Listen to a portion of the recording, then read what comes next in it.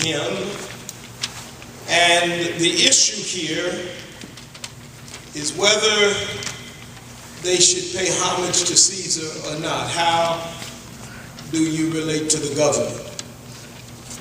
And so let us think for a few minutes on how to separate church and state. How to separate church and state.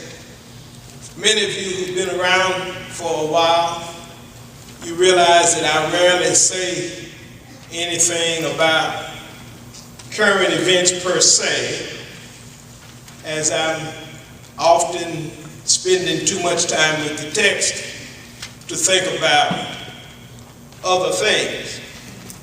Because many of you know that I believe that the Bible is the answer to everything that we could ever talk about or anything that we need.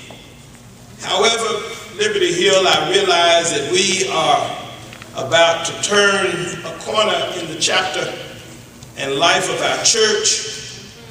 We're blessed that we have new trustees even being added, and we're thinking about what next steps will take place. Construction is soon to come, and I believe that we will see some changes in our congregation as the days go forward. It's important, I believe, to make sure that we have the anointing. What that means is that we are preemptive in our walk.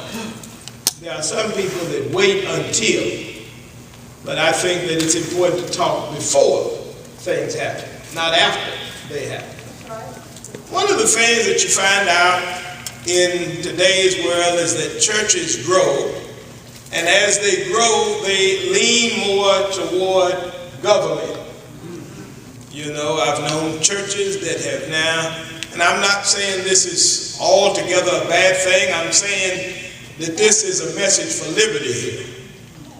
And sometimes churches grow, they open daycares on government money, and then they open pantries on government money. Before you know it, they're caught up in government. Now, for those of you who follow things, you realize that as a predominantly African-American church, we realize that the African-American church has often been at the epicenter of our life. And after the legacy of Dr. Martin Luther King, oftentimes it is the government who found that the African-American church gives voice to justice, gives voice to movements against injustice.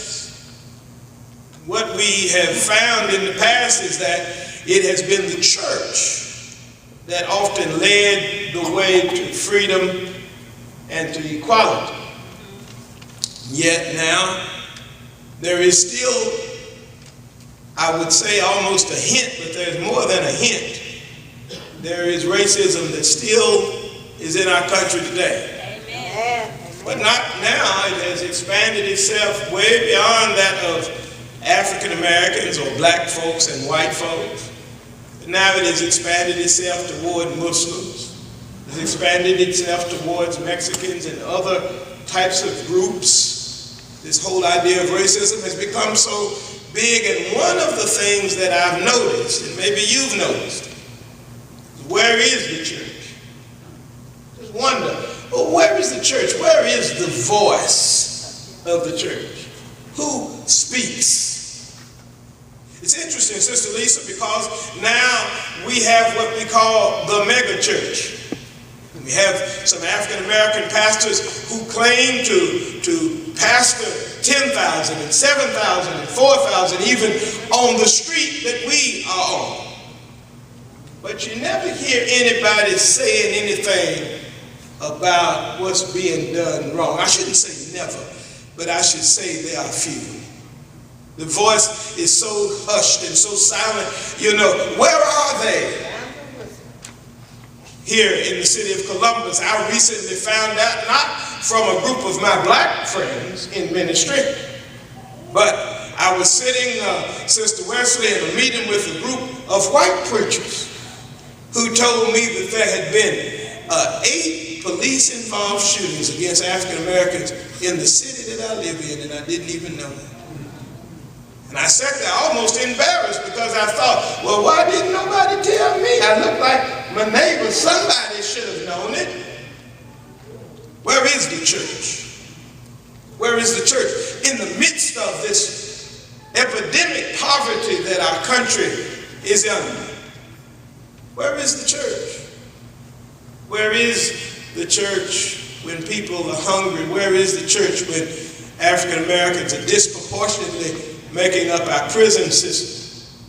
Where is the church when the unemployment line looks very dark? Where is the church? You can't tell me that the economy is really bad, because I drive around and I see the new houses going up. I see new buildings going up. I see new stores coming in, and I don't know any of their owners. I'm not invited to dinner at their house because I don't know them, and you don't either. Ask yourself the question, how many of your friends can you go to and borrow $30,000? 20, 10, 5, 1. Some of our friends, we could barely borrow $100, and they would need to know how long. And you'd have to be a good friend, because that $100 came from somewhere else that they need to pay it. We ought to be asking ourselves the question, well, where is the church? But if we really think about it, oftentimes the church is on the take. What I mean by that is there are pastors who are closer to the White House and to the Capitol than they are to their own churches.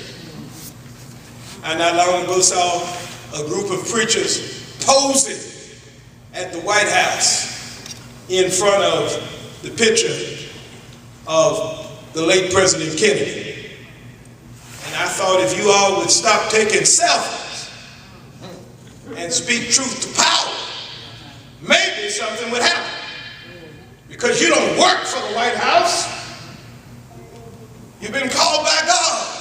Amen, amen. The church cannot allow the state to control it. That's right. The church has to be very careful to separate itself from politicians and government. You've never heard a politician speak from this pulpit, and until I retire or you send me some papers or I slip out the door, you won't see one. This isn't the place for them unless they come to talk about Jesus. Amen. And then, even then, we must be careful, because I hear a lot of talk about Jesus. I even heard the other day that the fellow who's supposed to be in charge said that we need to start saying Merry Christmas. And I want to know, what good does it do to say Merry Christmas if you're starving the babies in the country? And so Jesus has something to say about it. Matthew chapter 22. All right. Verses 15 through 18, you see these words. It says, "Then went the Pharisees and took counsel how they might entangle him in his talk. And they sent out unto him their disciples with the Herodians, saying, Master, we know that thou art true